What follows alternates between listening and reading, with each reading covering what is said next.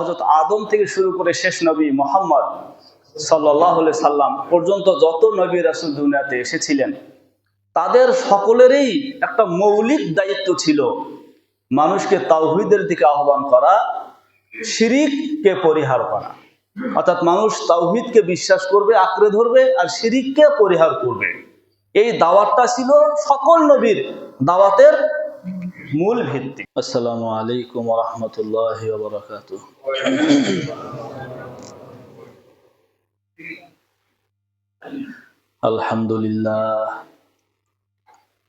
আলহামদুলিল্লাহ নাহমাদুহু ওয়া নাস্তাঈনুহু ওয়া নাস্তাগফিরুহু ওয়া নু'মিনু বিহি ওয়া নাতাওয়াক্কালু আলাইহি ওয়া নাউযু বিল্লাহি মিন শুরুরি আনফুসিনা ওয়া মিন সাইয়্যাতি আমালিনা। মান ইয়াহদিহিল্লাহু ফালা মুদিল্লা লাহু ওয়া মান ইউদ্লিলহু ফালা হাদিয়া লাহু। ونشهد أن لا إله إلا الله وحده لا شريك له ونشهد أن محمدا عبده ورسوله الذي أرسله الله تعالى بالحق إلى الناس بشيرا ونذيرا وداعيا إلى الله بإذنه وسراجا منيرا. أما بعد فقد قال الله تعالى في كلامه المجيد وفرقانه الحميد: أعوذ بالله من الشيطان الرجيم. بسم الله الرحمن الرحيم. طه ما أنزلنا عليك القرآن لتشقى إلا تذكرة لمن يخشى. صدق الله العلي العظيم وصدق رسوله النبي الكريم ونحن على ذلك من الشاهدين والشاكرين. سبحانك لا علم لنا إلا ما علمتنا إنك أنت العليم الحكيم. সকলেই বলি রব্বি জিদনি ইলমা, রব্বি জিদনি ইলমা, রব্বি জিদনি ইলমা, রব্বি ইশরাহ লি সাদরি ওয়া ইয়াসসির লি আমরি ওয়াহলুল উকদাতাম মিন লিসানি ইয়াফকাহু কওলি। সমস্ত প্রশংসা মহিয়ান গরিয়ান সেই মহান রব্বুল আলামিনের জন্য, যিনি আমাদেরকে মাগরিবের সালাত আদায় শেষে পৃথিবীর সবচেয়ে দামি এবং পবিত্র জায়গায় বসার তৌফিক দান করেছেন। এজন্য আমরা অন্তরের অন্তঃস্থল থেকে কালিমাতুশ শুকুর আদায় করে বলি আলহামদুলিল্লাহ, এবং লাখো কোটি দরুদ ও সালাম বর্ষিত হোক সাইয়্যিদুল মুরসালিন খাতামুন নবিয়্যিন রাহমাতুল লিল আলামিনের পবিত্র রূহের উপর, যার উম্মত হওয়ার পরম সৌভাগ্য আল্লাহ আমাদেরকে দান করেছেন। আমরা তার শানে সংক্ষেপে দরুদ পাঠ করি, সকলে বলি সাল্লাল্লাহু আলাইহি ওয়াসাল্লাম। মুহতারাম হাজিরিন, আমাদের ধারাবাহিক সাপ্তাহিক তাফসিরের আজকের আলোচ্য বিষয় সূরা তাহা। সূরা তাহা 20 নম্বর সূরা।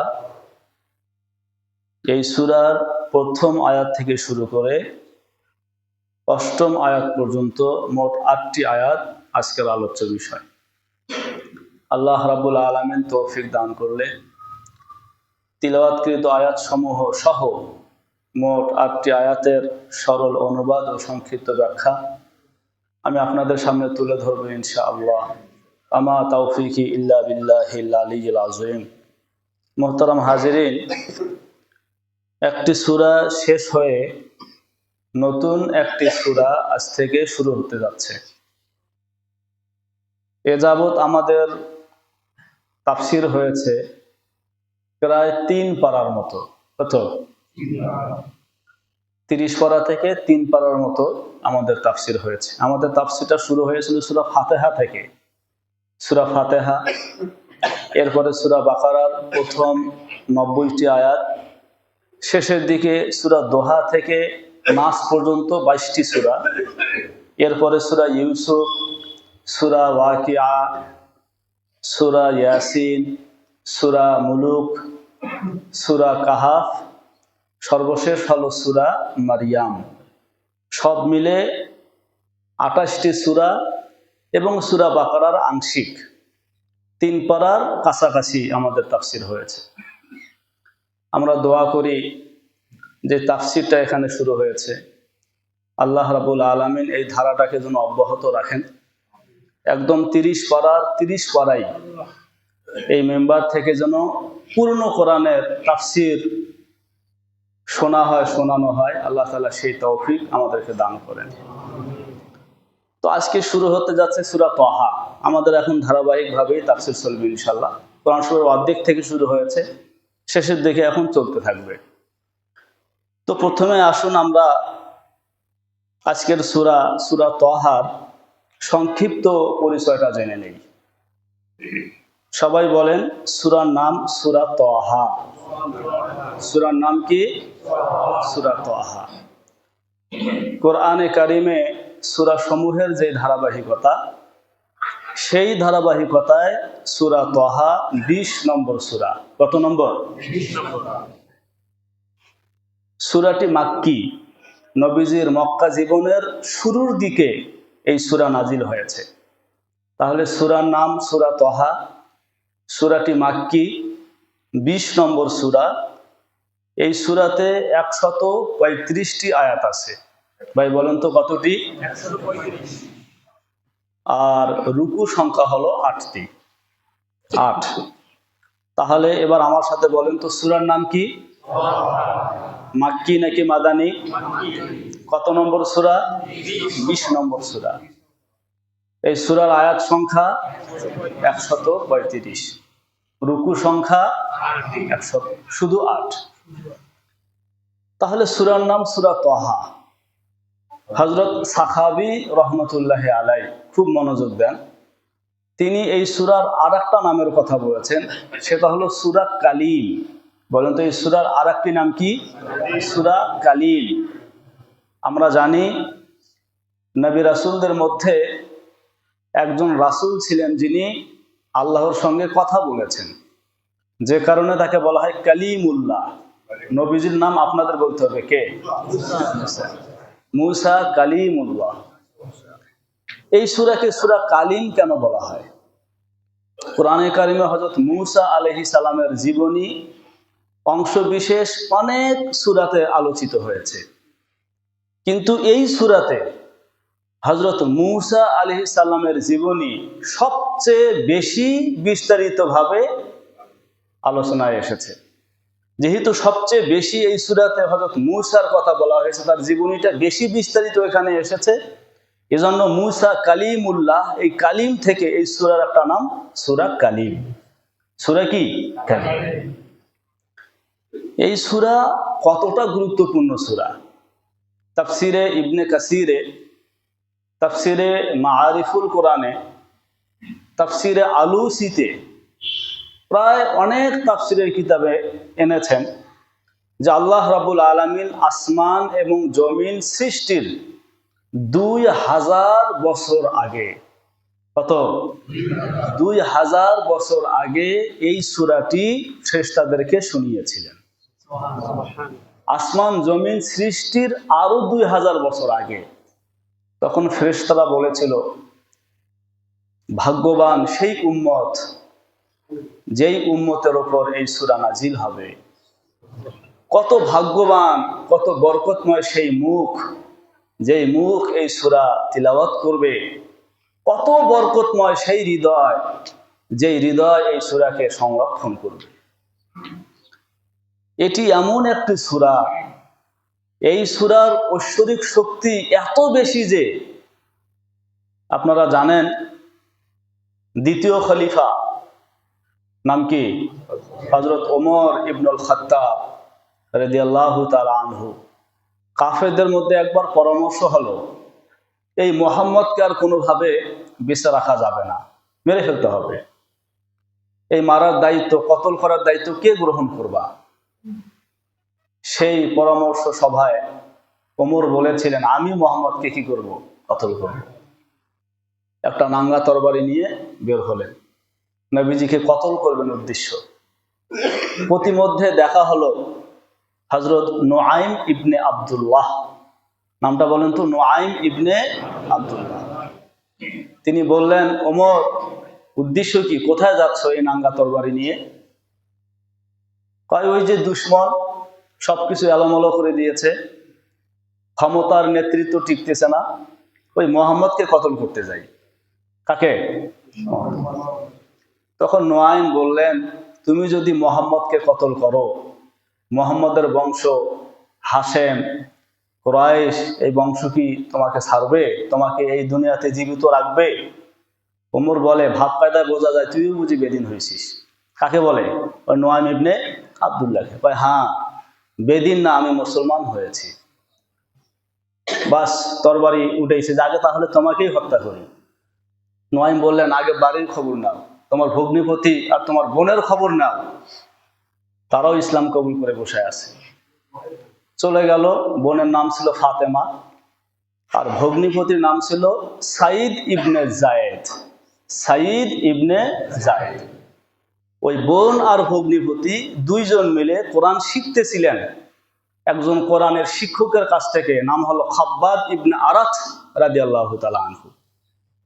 হযরত ওমর সেখানে চলে গেলেন, তখনও ইসলাম কবুল করে নাই। তো গিয়ে কি একটা শব্দ শুনতেছে সেখান থেকে। তো তারা যখন ওমরের আশা বুঝতে পেরেছে, খাব্বাব তো দ্রুত লুকায় পড়ছে, আর গিয়েই ভগ্নিপতিকে পিটাতে শুরু করছে। অনেক লম্বা ঘটনা। একটা পর্যায়ে গিয়ে বোন বলে উঠল, আমরা ইসলাম কবুল করেছি, এখন তোমার যা খুশি তাই করতে পারো। পুরো মুখে রক্ত, ফাতেমার পুরো মুখে রক্তে রঞ্জিত।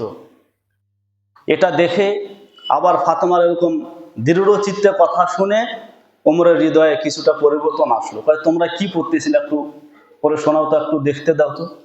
কয়, না, ওটা তো ছোঁয়া জানা ধরা জানা, গোসল করা ছাড়া। গোসল করলেন। এরপরে সেই কাগজটা, সেই লিখিত সেই চামড়াটা তার সামনে তুলে ধরা হলো। সেখানে লেখা ছিল এই সূরা, সূরা তাহা, তাহা মা আনজালনা আলাইকাল কুরআনা লিতাশকা ইল্লা তাযকিরাতাল লিমান ইয়াখশা। এভাবে তিনি পড়তে শুরু করলেন, আর হৃদয় জগতে এক তোলপাড় শুরু হয়ে গেল। তিনি ছুটে গেলেন নবীজির কাছে, নবীজির পায়ে মাথা ঠাকালেন, ইসলাম কবুল করে সাহাবী হলেন। তাহলে এই সূরা, সূরা তাহার এমন এক ঐশ্বরিক শক্তি, যে শক্তি হযরত ওমরের হৃদয়কে নরম করে দিয়েছিল, নবী আলাইহিস সালামের পদতলে লুটিয়ে পড়তে ওমরকে বাধ্য করেছিল। এমন একটা সূরার নাম কি? সূরা তাহা। আমাদের হৃদয় যদি এই সূরা শুনে পরিবর্তন না হয়, তাহলে আমরা বুঝে নিতে পারি আমাদের হৃদয় কত কঠিন। হযরত ওমরের সেই কঠিন হৃদয়কে যদি নরম করে দিতে পারে, তাহলে আপনারা আমার হৃদয়কে কেন নরম করবে না? সূরা তাহা। এই সূরা যখন নাজিল হয়েছে, সেই সময়টা মুসলমানরা অত্যন্ত একটা কঠিন মুহূর্ত পার করছিল, জুলুম নির্যাতনের। আল্লাহ সুবহানাহু ওয়া তাআলা এই সূরাটি নাজিল করে সান্ত্বনা দিলেন, তোমরা যে কষ্টের সম্মুখীন হয়েছ এটা ক্ষণিকের, এই কষ্টের অবসান ঘটবে, দিন শেষে তোমরাই বিজয় লাভ করবে। বলেন সুবহানাল্লাহ। সম্পূর্ণ সূরার খোলাসা কথা হচ্ছে এটা, সান্ত্বনা। যে কারণে আল্লাহ রাব্বুল আলামিন এখানে হযরত মূসার কাহিনী নিয়ে এসেছেন। মূসার কাহিনী বর্ণনা করে দুইটা বিষয় বুঝাইতে চেয়েছেন। একটা বিষয় হলো, যারা হকের পতাকাবাহী, যারা সত্যের পক্ষে থাকবে, সত্যের কথা বলবে, যারা সত্যের পক্ষে কথা বলবে, তারা কষ্টের সম্মুখীন হবে, এক। দুই নম্বর, দিন শেষে তারাই বিজয় হবে। তাদের এই কষ্ট এটা খুবই অল্প সময়ের জন্য, চূড়ান্ত বিজয় তাদের, কষ্টটা সাময়িক। একই সাথে এই সূরায় আরো একটা বিষয় জানিয়ে দেওয়া হয়েছে খুব স্পষ্ট করে, সেটা হলো হযরত আদম থেকে শুরু করে শেষ নবী মুহাম্মদ সাল্লাল্লাহু আলাইহি সাল্লাম পর্যন্ত যত নবী রাসূল দুনিয়াতে এসেছিলেন তাদের সকলেরই একটা মৌলিক দায়িত্ব ছিল মানুষকে তাওহীদের দিকে আহ্বান করা, শিরিককে পরিহার করা। অর্থাৎ মানুষ তাওহীদকে বিশ্বাস করবে, আঁকড়ে ধরবে, আর শিরিককে পরিহার করবে। এই দাওয়াতটা ছিল সকল নবীর দাওয়াতের মূল ভিত্তি। এই হচ্ছে সূরা তাহার সংক্ষিপ্ত ব্যাখ্যা। চলুন আমরা শুরু থেকে জানার চেষ্টা করি। বিসমিল্লাহির রহমানির রহিম। তাহা, প্রথম আয়াত। তাহা এর কি অর্থ? যেদিন যেই কথাগুলো হয় খুব মনোযোগ দিয়ে শুনবেন, মনে রাখার চেষ্টা করবেন। কেউ কেউ বলেছেন তাহা নবীজি সাল্লাল্লাহু আলাইহি সাল্লামের অনেকগুলো নামের মধ্যে হতে একটি নাম, অর্থাৎ আমাদের নবীজির নাম তাহা।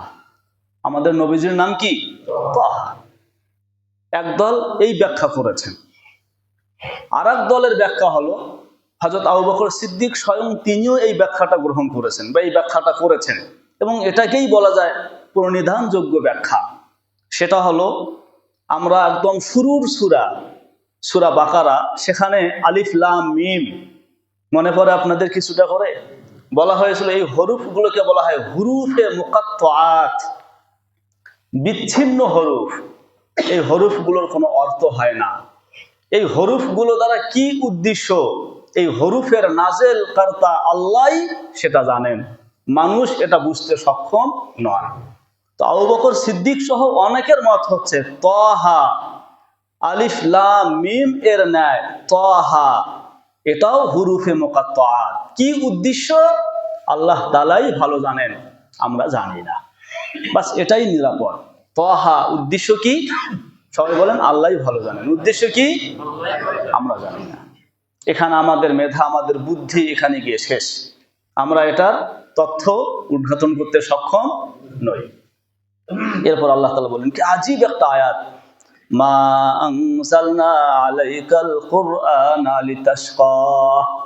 মা আনজালনা, আমি নাজিল করিনি, আলাইকা তোমার প্রতি, আল কোরআনা কোরআন, আমি তোমার প্রতি কোরআন এজন্য নাজিল করিনি লিতাশকা, যে তুমি কষ্ট ভোগ করবে, তুমি কষ্ট পাবে, তুমি কষ্ট ভোগ করবে, বা তোমাকে কষ্ট দেবার জন্য আমি তোমার উপরে কোরআন নাজিল করিনি। কি আয়াত এটা! সারা মুসলিম উম্মাহের জন্য এই আয়াত আশার আলো জ্বালিয়েছে। অর্থাৎ যারা কোরআন পড়বে, কোরআন মতো চলবে, তারা কষ্টে নিপতিত হতে পারে না। কোরআন মানুষকে কষ্টের ভিতরে রাখতে পারে না। মা আনজালনা আলাইকাল কুরআনা লিতাশকা, আমি তোমার প্রতি কোরআন এজন্য নাজিল করিনি যে তুমি কষ্ট ভোগ করবে বা তোমাকে কষ্ট দেওয়া হবে। এ তো গেল অর্থ। এটার ব্যাখ্যা কি? ব্যাখ্যা এক, আল্লাহ রাব্বুল আলামিন এই আয়াত নাজিল করে, ওই যে আমি শুরুতে সূরা পরিস্থিতির ক্ষেত্রে বলেছিলাম, যখন এই সূরা নাজিল হচ্ছিল তখন মুসলমানরা কষ্ট এবং নির্যাতনের একটা কঠিন মুহূর্ত পার করছিল। তো আল্লাহ তাআলা এই আয়াত নাজিল করে বললেন, আমি কোরআন এজন্য নাজিল করিনি যে তুমি কষ্ট পাবে। তার মানে এখন তোমরা যে জুলুম নির্যাতনের শিকার হয়েছ, যেই কষ্ট তোমরা পাচ্ছ, এটা একেবারেই ক্ষণিকের জন্য, এটা অবসান হবে। তোমরা চিরস্থায়ী বিজয় লাভ করবে, চিরস্থায়ী সুখ, জান্নাত তোমরা কি করবে? লাভ করবে। তাহলে জান্নাতের ওই সুখের মোকাবেলায় দুনিয়ার এই দুঃখ, এটা অতি নগণ্য। এই দুঃখ দুঃখেই না, এই কষ্ট কষ্টই না। মা আনজালনা আলাইকাল কুরআনা লিতাশকা, কোরআনের জন্য তোমরা যে কষ্ট করছো, সামনে যে সুখ তোমাদের জন্য অপেক্ষা করছে, সেটার মোকাবেলায় এটা কোনো কষ্টই না। এক। দুই নম্বর ব্যাখ্যা, লিতাশকার দুই নম্বর ব্যাখ্যা মনে রাখবেন। নবীজি সাল্লাল্লাহু আলাইহি সাল্লাম শুরুর দিকে যখন কোরআন নাজিল হচ্ছিল, রাত ভর জেগে জেগে নবীজি নামাজে দাঁড়িয়ে কোরআন তিলাওয়াত করতেন। অবস্থা এমন হতো যে নবীজির পা মুবারক ফুলে যেত। তো আল্লাহ তাআলা এই আয়াত নাজিল করে বললেন, মা আনজালনা আলাইকাল কুরআনা লিতাশকা, হে নবী, আমি তোমার উপরে কোরআন এজন্য নাজিল করিনি যে তুমি রাত ভর জেগে জেগে কোরআন তিলাওয়াত করবে, তোমার পাকে ফুলিয়ে ফেলবে, এত কষ্ট করবে, এজন্য কোরআন নাজিল করিনি। তুমি রাতে কিছু অংশ ঘুমাও, কিছু অংশ ইবাদত করো, আমি আল্লাহ তাতেই মহা খুশি। এই আয়াত নাজিল হওয়ার পরে নবীজি রাতের কিছু অংশ তখন থেকে ঘুমাতে শুরু করলেন। এক অংশে ইবাদত করতেন, আর এক অংশে ঘুমাতেন। নবীজি ঘুমাতেনও, নবীজি রাতের বেলায় ইবাদতও করতেন। কয়টা ব্যাখ্যা গেল? দুইটা। 3 নম্বর ব্যাখ্যা এই আয়াতের, এটা আরো চমৎকার ব্যাখ্যা। সেটা হলো নবীজি সাল্লাল্লাহু আলাইহি সাল্লামের অবস্থা এমন ছিল, সূরা কাহাফের মধ্যে এসেছে, ফালা আল্লাকা বাকিউন নাফসাকা আলা আথারিহিম ইল্লাম ইউমিনু বিহাযাল হাদিসি আসাফা। নবীজি যখন তাদেরকে দাওয়াতি কাজ করতেন, কোরআনের বাণী যখন শোনাতেন, তো বেশিরভাগ মানুষই মুখ ফিরিয়ে নিত, সত্য কবুল করা হতে মুখ ফিরিয়ে নিত। এটা নবীজির একটা দারুণ, একটা মারাত্মক মনোকষ্টের কারণ হলো। নবীজিকে পীড়া দিত, আহা, তারা কেন এই সত্যের বাণী শুনছে না, কেন কোরআনের কথাগুলো মানছে না, কেন তারা ইসলাম কবুল করছে না। নবীজির অবস্থা এমন, মনে হয় নবীজি নিজেকে শেষ করে দিবে এই কষ্টে, এই আক্ষেপে, কেন তারা সত্য কবুল করছে না। ফালা আল্লাকা বাকিউন নাফসাক, মনে হয় তুমি তোমাকে শেষ করে দিবে, এজন্য যে তারা কেন এই কোরআনের প্রতি ঈমান আনছে না, এই কষ্টে, এই আক্ষেপে। না, এই কষ্ট, এই আক্ষেপ করার তোমার কোনো দরকার নেই। তোমার কাজ শুধু পৌঁছে দেয়া। বলেন, তোমার কাজ শুধু পৌঁছে দেয়া। কে কবুল করলো আর কে কবুল করলো না, ওইটা তোমার কি না, কাজ না। এখান থেকে তো একটা বিষয় পরিষ্কার হয়ে গেল, যারা এই অজুহাত দাঁড় করায়, আর কত বলি, শুনে না তো, বাদ দিয়ে দিছি দাওয়াত দেওয়া, এই জন্যে বলে না অনেকে, আর কত বলি, আজ বলি, কাল বলি, পরশু বলি, তরশু বলি, না, কাজ হয় না, কি লাভ দাওয়াত দিয়ে। এই একটা গুমরাহি। এটা কি লাভ? মানে সে আপনার কথা শুনলো কি শুনলো না, ওইটা তো আপনার দায়িত্ব না। আপনার দায়িত্ব পৌঁছে দেয়া। আপনি পৌঁছাতেই থাকবেন যতক্ষণ না সে আপনার এই কথা কবুল করছে, দিনের পথে ফিরে আসছে, নামাজি হচ্ছে, ততক্ষণ আপনার কাছে পৌঁছাতে থাকা, এটা আপনার দায়িত্ব। কবুল করলো নাকি কবুল করলো না, ওইটা তো আপনার দেখার বিষয় না, ওটা তো আপনার দায়িত্বের মধ্যে পড়ে না। তাহলে কেন সেটাকে অজুহাত হিসেবে দাঁড় করে আপনি বলবেন কি লাভ দাওয়াত দিয়ে? তাহলে পরিষ্কার বোঝা গেল এই ব্যাখ্যার আলোকে যে আপনার দাওয়াতি কাজ, মানুষকে সত্যের পথে আহ্বান করার এই কাজ, এটা অব্যাহত থাকবে, কবুল করলেও কবুল না। কবুল করলে তো আলহামদুলিল্লাহ, কবুল না করলে এটাকে অজুহাত হিসাবে দাঁড় করানোর কোনো সুযোগ নাই। কটা ব্যাখ্যা গেল? 3টা। মনে থাকবো তো, 3টা ব্যাখ্যা গেছে। প্রথম ব্যাখ্যাটা গেছে কি, এই যে কষ্ট, সত্যের ওপর থাকার জন্য, সত্যের কথা বলার জন্য, এই কষ্টটা ক্ষণিকের, সামনে সুখ আসতেছে। 2, সারা রাত জেগে জেগে কষ্ট করে করে ইবাদত করতে হবে, এজন্য কোরআন নাজিল করা হয় নাই। 3, তারা দাওয়াত কবুল করছে না, এজন্য আপনি কষ্ট পাবেন না, কারণ সেটা আপনার দায়িত্ব না, আপনার দায়িত্ব শুধু পৌঁছে দেয়া। ভাই মনে থাকবো তো? 4 নম্বর আর একটা ব্যাখ্যা আছে, খুবই চমৎকার ব্যাখ্যা। সেটা হলো, আমি কোরআন এজন্য নাজিল করি নেই যে তুমি কষ্ট পাবে, কষ্ট ভোগ করবে। মানে কি, যারাই এই কোরআনের সাথে সম্পৃক্ত হবে, যারাই এই কোরআনের গভীর জ্ঞান অর্জন করবে, কোরআনকে তার ব্যক্তি জীবন থেকে রাষ্ট্র পর্যায় পর্যন্ত বাস্তবায়নের চেষ্টা করে যাবে বা তাদের পক্ষে থাকবে, তারা কখনোই স্থায়ী কষ্ট ভোগ করতে পারে না। দুনিয়াতে হয়তো বহু বাধা আসতে পারে, একটা সময় এসে তাদের বাধা খুলে যাবে, কষ্ট লাঘব হবে, তারা চিরস্থায়ী জান্নাত আর সুখ তারা পেয়ে যাবে। এ মর্মে একটা হাদিস এসেছে, খুব চমৎকার হাদিস। হাদিসটা তাফসিরে ইবনে কাসিরে আনা হয়েছে, তাফসিরে আলুসিতে, তাফসিরে রুহুল মানিতে, অনেকগুলো তাফসিরের কিতাবে এসেছে। হাদিসটা কি, ইয়াকুলুল্লাহু তাআলা লিল উলামা ইয়াউমাল কিয়ামা ইজা ক্বাদা আলা কুরসিয়িহি। খুব দিলে কানে শোনেন, কিয়ামতের ময়দানে আল্লাহ সুবহানাহু ওয়া তাআলা যখন কুরসির উপরে বসবেন, কিসের উপরে বসবেন? কুরসির উপরে বসার কি ব্যাখ্যা সামনে আসতেছে। যখন কুরসির উপরে বসবেন, সিংহাসনে বসবেন কিয়ামতের দিবসে, তো সেদিন আল্লাহ তাআলা আলেম ওলামাদেরকে, আলেম ওলামা বলতে যারা কোরআনের জ্ঞান অর্জন করেছে এবং এটাকে বাস্তবায়নের চেষ্টা করেছে ব্যক্তি জীবন থেকে রাষ্ট্রীয় জীবন পর্যন্ত, ওই সকল আলেম ওলামাদেরকে ডাক দিয়ে বলবেন, ইন্নী লাম আজাল ফিকুম, ইন্নী লাম আজাল ফিকুম ইলমি ওয়া হিকমাতি ইল্লা উরিদু আন আগফারা লাকুম আলা মা কুনতুম।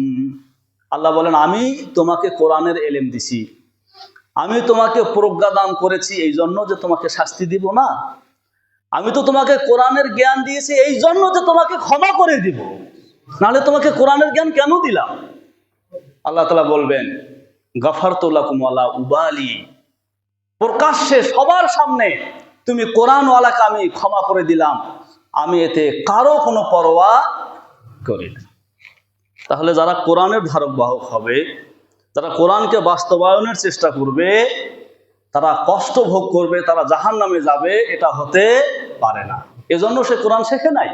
আল্লাহ তাআলা এই জন্য কোরআন তার হৃদয়ে দেয় নাই যে ওই হৃদয়কে জাহান্নামে করবে। যদি সে সত্যের উপরে থাকতে চায়, যদি সে কোরআন দিয়ে দুনিয়া কামানোর চিন্তা করে, বিপদগামী হয়, ভুল পথে যাওয়ার চেষ্টা করে, তাহলে সেটা তো ভিন্ন কথা। কিন্তু যদি কোরআনকে সে বাস্তবায়নের চেষ্টা করে, সেই অনুযায়ী চলার চেষ্টা করে, তো এই কোরআন তাকে স্থায়ী কষ্ট কখনো ভোগ করতে দিতে পারে না, তাকে জান্নাতে পৌঁছায় দিবে। তাহলে বলেন, লিতাস্কার ব্যাখ্যা কয়টা হলো? 4টা। মা আনজালনা আলাইকাল কুরআনা লিতাশকা, আমি তোমার প্রতি কোরআন এজন্য নাজিল করিনি যে তুমি কষ্ট ভোগ করবে, এজন্য নয়। তাহলে কেন কোরআন নাজিল করা হলো? 3 নম্বর আয়াত আল্লাহ তাআলা বলেন, ইল্লা তাযকিরাতাল লিমান ইয়াখশা, ইল্লা তাযকিরা, বরং আমি এই কোরআনকে নাজিল করেছি তাযকিরাতান, এটা উপদেশ, এটা নসিহত, লিমান, ওই ব্যক্তির জন্য, ইয়াখশা, যে আল্লাহকে ভয় করে, যার ভিতরে ভয় আছে, খাশিয়া আছে, কোরআন তার জন্য উপদেশ, তার জন্য নসিহা। কোরআন সবার মধ্যে পরিবর্তন আনবে না। তাহলে বলুন, কোরআন কার মধ্যে পরিবর্তন আনবে? যার মধ্যে আল্লাহর ভয় আছে। আল্লাহর ভয় এটা কেমন জিনিস, কি পরিমাণ ভয় রাখতে হবে? দেখেন, একটা হাদিসে এসেছে, হায়াতুস সাহাবাতে হাদিসটা এসেছে, হযরত ওমরের নাম তো শুনছেন না? এমন তো কেউ নেই যিনি হযরত ওমরের নাম শুনে নাই। কি অবাক করা কথা, কি পরিমাণ আল্লাহর প্রতি ভয়, আবার অন্য দিক থেকে কি পরিমাণ আল্লাহর প্রতি আশা। হযরত ওমর বলেন, লাউ নাদা মুনাদি মিনাস সামা ইন্নাকুম দাখিলুনাল জান্নাতা কুল্লুকুম ইল্লা রাজুলান ওয়াহিদা, যদি আসমান থেকে কোনো ঘোষণাকারী ঘোষণা করে দুনিয়ার সমস্ত মানুষ জান্নাতে যাবে, একজন বাদে, ও জান্নাতে যাবে না, কোথায় যাবে? জাহান্নামে যাবে। কথার কথা, যদি এমন ঘোষণা আসে, মানে হযরত ওমর তার ভয়ের অবস্থাটা তুলে ধরেছেন, যে যদি এমন ঘোষণা আসে যে সারা দুনিয়ার সমস্ত মানুষ জান্নাতে যাবে, শুধু একজন জাহান্নামে যাবে, লা খিফতু আন আকুনা হুয়া, হযরত ওমর বলে, আমার গুনাহের কারণে আমার কাছে মনে হয় ওই একটা লোক আমি। কি বুঝলেন বলেন তো, কি পরিমাণ ভয় হযরত ওমরের ভিতরে ছিল। সবাই যদি জান্নাতে যায় আর অপরাধের কারণে একজন যদি জাহান্নামে যায়, আমার মনে হয় সেই অপরাধীটা আমি। কতটা ভয়! আবার আশা দেখেন কেমন, আল্লাহর প্রতি আশাটা কেমন। ওয়ালাউ নাদা মুনাদি মিনাস সামা ইন্নাকুম দাখিলুনান নারা কুল্লুকুম ইল্লা রাজুলান ওয়াহিদা, সবাই জাহান্নামে যাবে, একটা লোক শুধু আমার দয়ায় জান্নাতে যাবে। হযরত ওমর বলে, আমি আশাবাদী আল্লাহ বুঝে আমার উপরে সেই দয়াটা করবেন। চিন্তা করছেন মানে আল্লাহর প্রতি কতটা আশা, আবার কতটা ভয়। এই পরিমাণ ভয় থাকতে হবে ভিতরে। বুখারী শরীফে একটা হাদিস এসেছে, বলে সামনে আগাচ্ছি। হাদিসটা হলো, একজন ব্যক্তি, সে যখন মৃত্যুর সময় তার ঘনিয়ে আসলো, লাম ইয়ামাল হাসানান কাত্তু, সে কখনো ভালো কাজ করে নাই। তো সে যখন দেখতেছে তার মৃত্যুর সময় ঘনিয়ে আসে, সহিহ বুখারীর হাদিস এটা, তা সে তার পরিবার লোকদেরকে বলল, আমি তো সারা জীবন শেষ করে দিলাম, এখন আমার বিশ্বাস হয়েছে এই দুনিয়াটা আসলে কিছুই না, এটা বিশ্বাস হয়েছে। আল্লাহর সামনে আমাকে দাঁড়াতে হবে, জান্নাত জাহান্নাম আছে। তো এই মুহূর্তে এসে আমি আর কি করব? যত গুনাহ করেছি আমি কেমন করে বাঁচবো? আল্লাহর পাকড়াও থেকে বাঁচার কি উপায় আমার আছে? পারবো না। অতএব তোমরা এক কাজ করি, আমি যখন মারা যাব আমাকে একদম পুরে ছাই বানায় ফেলবা। কি?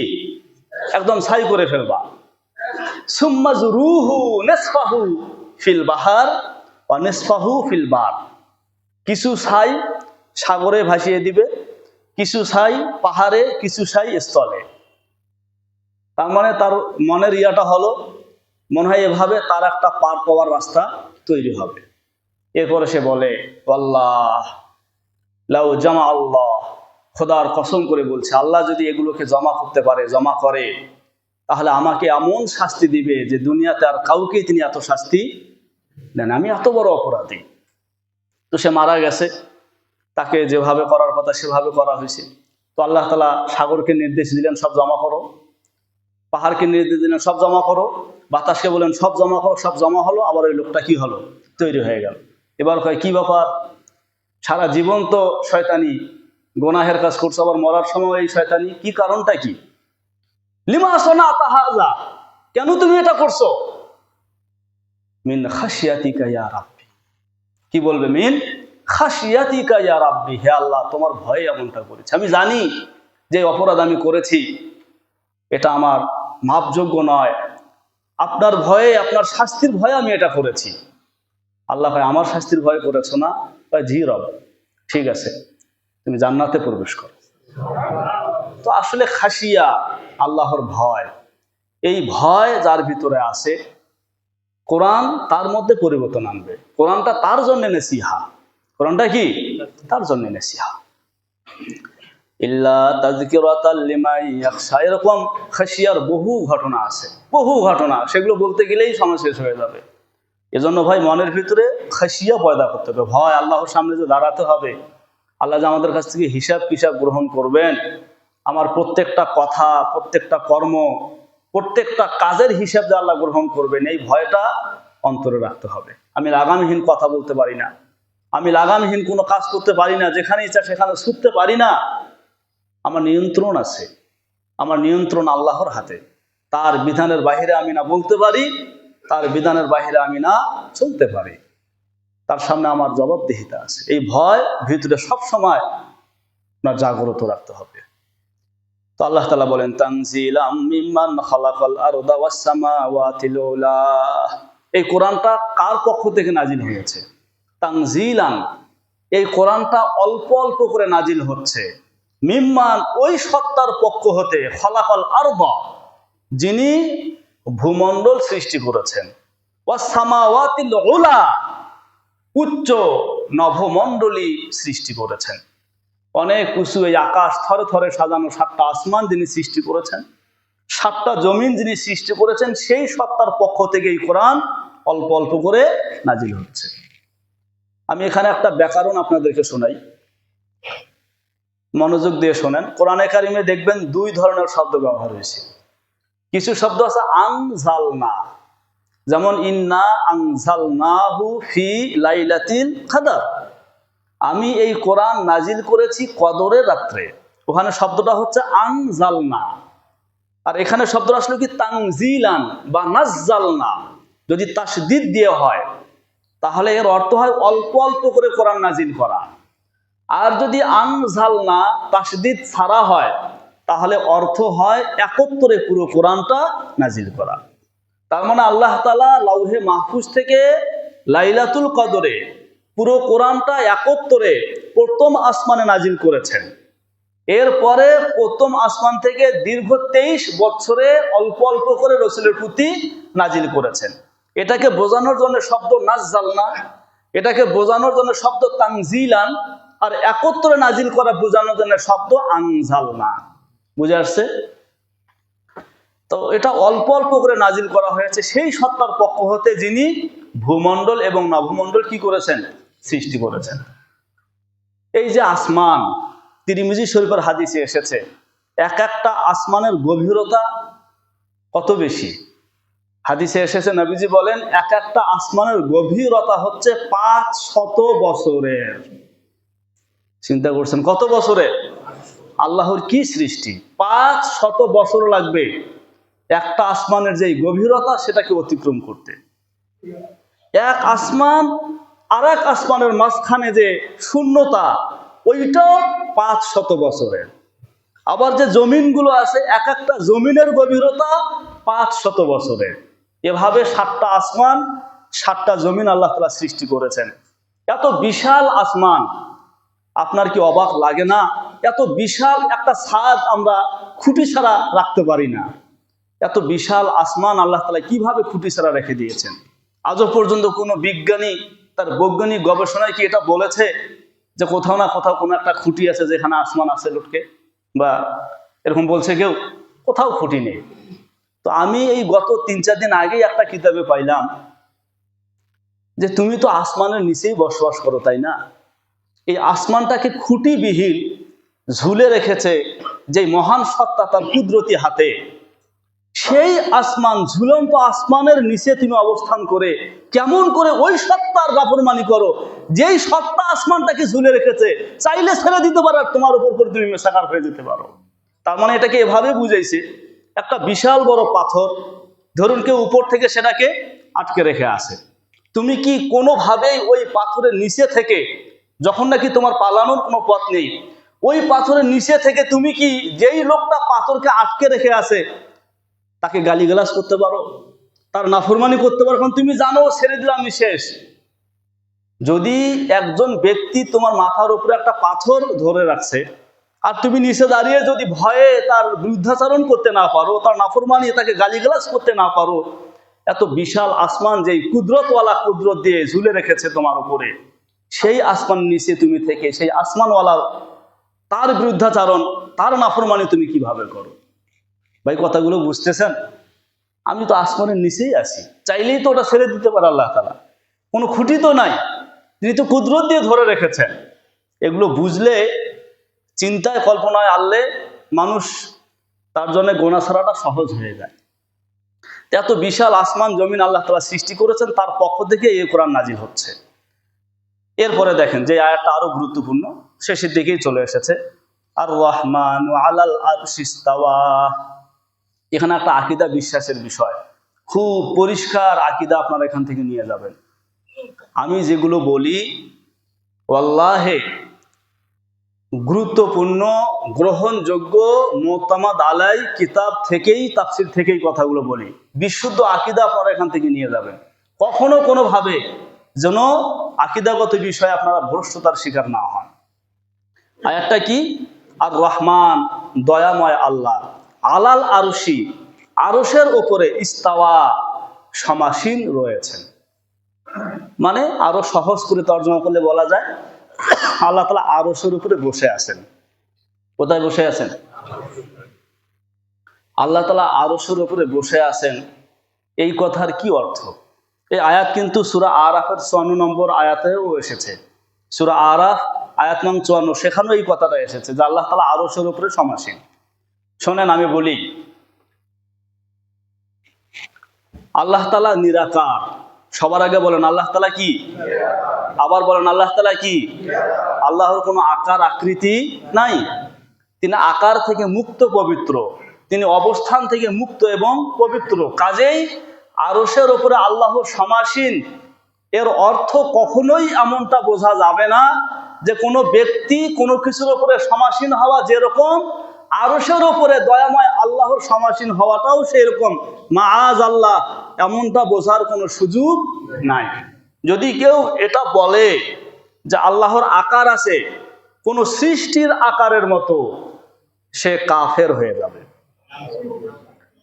আল্লাহ তাআলা আরশের উপরে কিভাবে বসে আছেন সেটার স্বরূপ সম্পর্কে কথা বোঝেন, সেটার অবস্থা এবং স্বরূপ সম্পর্কে প্রশ্ন করা বেদাত। আপনি আমি কি মনে করব, কি বিশ্বাস করব? দেখেন, রহমান এটা আল্লাহর একটা সিফত না? রাহিম, গফুর, গফফার আল্লাহর সিফত।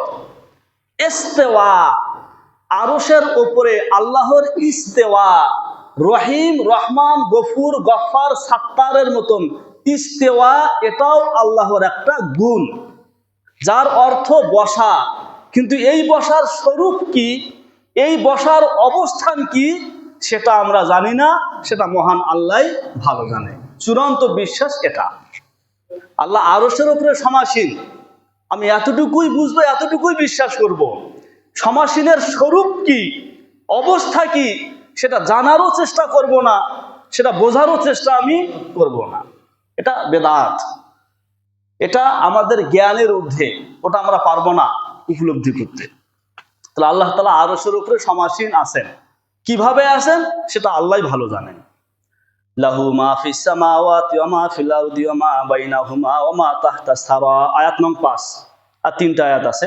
লাহু তার নিয়ন্ত্রণাধীন, মা ফিস সামাওয়াত আসমানে যাহা কিছু আছে, ওয়া মা ফিল আরদি জমিনে যাহা কিছু আছে, ওয়া মা বাইনাহুমা আসমান জমিনের মাঝখানে যাহা কিছু আছে, ওয়া মা তাহতাস সারা সারা এর নিচে যাহা কিছু আছে। সারা কাকে বলে? কাদাযুক্ত নরম আর্দ্র মাটিকে সারা বলে। মাটি খুঁড়তে খুঁড়তে একটা পর্যায়ে গিয়ে যখন ওই মাটি আসে, ওই মাটির নিচে আর যাওয়া সম্ভব না। তার নিচে কি আছে এটা একমাত্র কে জানে? আল্লাহ তাআলাই জানেন। তাফসিরে মাআরিফুল কোরআনে দেখলাম সেখানে লেখা আছে, বিজ্ঞানের প্রযুক্তির অনেক উন্নতি হয়েছে, তারা নানানভাবে চেষ্টা করছে মাটিকে খনন করে এপার থেকে ওপারে যাওয়ার। এ পর্যন্ত তাদের প্রচেষ্টায় তারা সর্বোচ্চ 6 মাইল পর্যন্ত যেতে পেরেছে। কত? 12। কিন্তু তাফসিরে মাআরিফুল কোরআনে মাইল হিসাবে লেখছে 6 মাইল, 12 কিলোমিটার তাহলে হতে পারে। 6 মাইল আমি আজকেও সকালে দেখেছি। এর নিচে তারা আর যেতে পারেনি। তার মানে তারা বলে যে এর নিচে এমন একটা শক্ত পাথর আছে যেটাকে খনন করার মতন কোনো প্রযুক্তি এখনো বিজ্ঞানীরা তৈরি করতে পারেনি। সুতরাং এর নিচে কি আছে, এই পাতালের খবর একমাত্র জানে কে? আল্লাহ তাআলা। সেটা এখানে বলেছেন আমা তাহতা সারা, পাতালের খবর এটা আল্লাহই জানেন। তাহলে আসমানে জমিনে এর মাঝখানে এবং পাতালে কি আছে কি নাই এই খবর আছে কার? আল্লাহ তাআলা। আপনি যেখানে যা করবেন আল্লাহ তাআলা দেখবেন সেটা। ওয়া ইন তাজহার বিল কাওলি ফাইন্নাহু ইয়ালামুস সিররা ওয়া আখফা।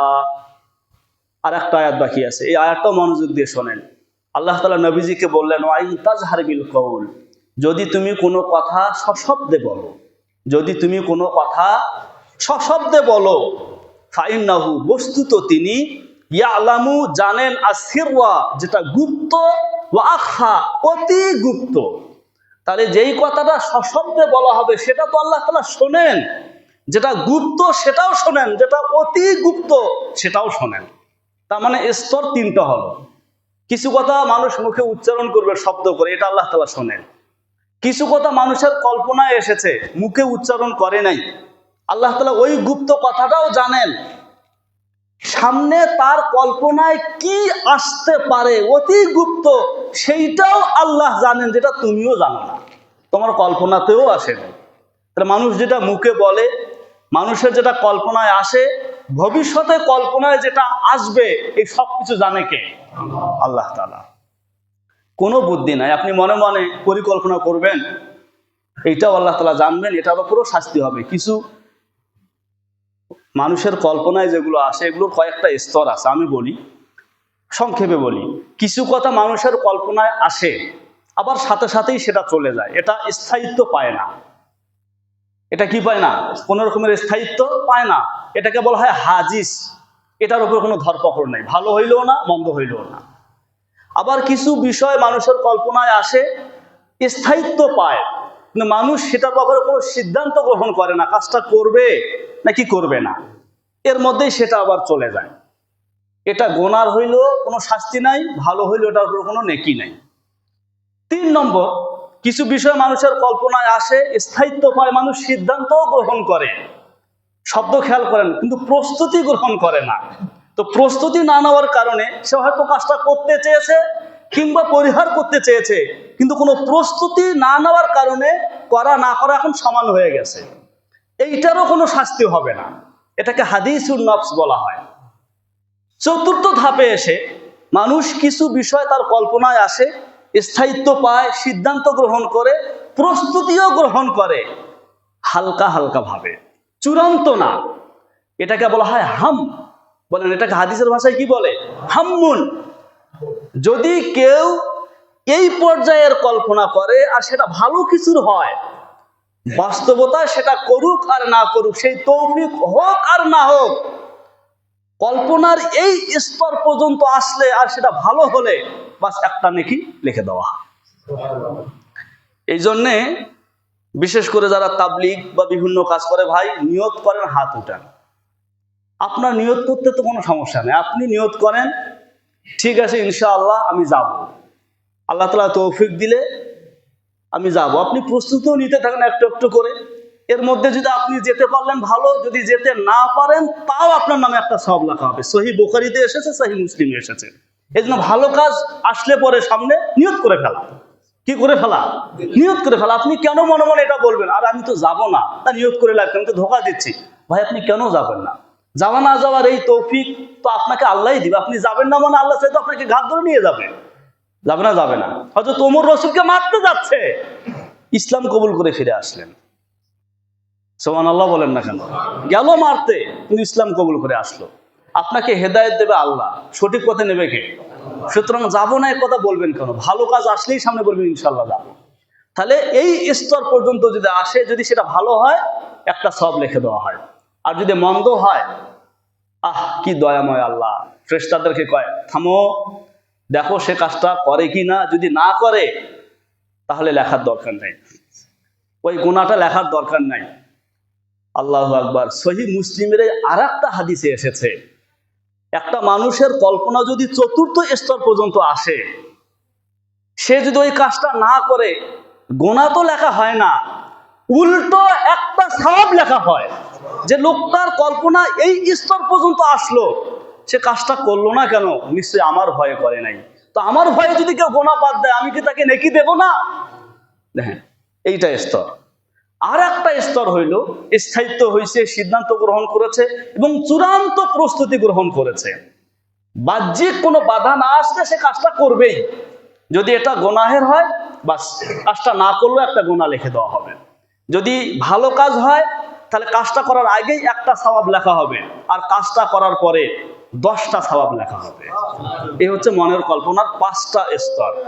তো আল্লাহ তাআলা যেটা মানুষ মুখে বলে, যেটা বলে না কল্পনায় আনে, ভবিষ্যতে কল্পনায় আসতে পারে, এই সব কিছু জানেন কে? আল্লাহ তাআলা। আর একটা আয়াত আছে, আল্লাহ তাআলা বলেন আল্লাহু লা ইলাহা ইল্লা হুয়া লাহুল আসমাউল হুসনা। আল্লাহ, তিনি আল্লাহ, লা ইলাহা ইল্লা হুয়া, তিনি ছাড়া আর কোনো ইলাহ নাই, লাহুল আসমাউল হুসনা, আসমায়ে হুসনা, যত উত্তম উত্তম নাম সব কার? হাদিসে এসেছে আল্লাহর সুন্দরতম 99টি নাম এসেছে। যদি কেউ এগুলোকে মুখস্থ করে সে কি? জান্নাতি। মুখস্থ করা, এগুলোর উপর আমল করা। তো আল্লাহরই যত সুন্দর সুন্দর নাম, এই সব কিছু কার? এই সব নাম কার? আল্লাহর। তাহলে মোট 8টা আয়াত বলা হলো। এই 8টা আয়াত থেকে অনেকগুলো বিষয় আমাদের সামনে এসেছে। একটা বিষয় যেমন এসেছে, কোরআনের ধারক বাহক যারা, তারা কখনো স্থায়ী কষ্টে পড়তে পারে না, তাদের সামনের দিন সুদিন, কষ্টটা সাময়িক। 2 নম্বর একটা বিষয় আমরা বুঝলাম, কোরআন যাদের ভিতরে খাশিয়া আছে, ভয় আছে, কোরআনটা তার জন্য নসিহা। এটা কি? তার জন্য নসিহা। 3 নম্বর একটা বিষয় আমরা বুঝেছি যে আল্লাহ আরশের উপরে সমাসীন আছেন। এটা অর্থ করা হয়, এই অর্থ আমরা মানিও বিশ্বাসও করি, কিন্তু সমাসীনের স্বরূপটা কি এটা আমরা জানি না, এটা আমরা জানার চেষ্টাও করি না, ওটা আল্লাহই ভালো জানেন। এরপরে আকাশ, জমিন এবং পাতালের খবর আল্লাহর আছে, এটা আমরা বিশ্বাস করি। মানুষ যাহা বলে, যাহা গোপন করে এবং সামনে কল্পনায় আসবে, এই সব কিছু আল্লাহ তাআলা জানেন। অতএব আমরা মুখে যেমন খারাপ কিছু বলবো না, আমরা আমাদের অন্তরেও খারাপ কোনো পরিকল্পনা তৈরি করব না। এরপরে বলা হলো যত সুন্দর সুন্দর নাম সব কার? আল্লাহর। আল্লাহ তাআলা আমাদের সকলকে এই শিক্ষাগুলোকে সামনে রেখে চলার তৌফিক দান করেন।